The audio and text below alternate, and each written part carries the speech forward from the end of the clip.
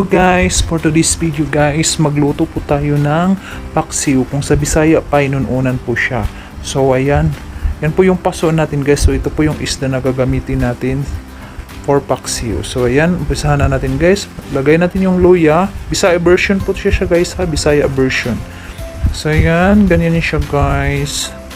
Lunod ang isda, tapos ilunod ang garlic, luya, sibuyas, tas lunod. Ganyan yung technique niyan guys, para lasang-lasa talaga siya ba. Ganyan po siya.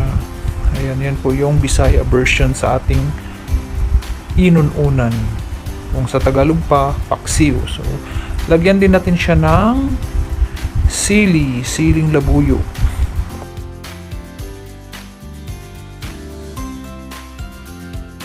Tapos lagyan natin din ng suka.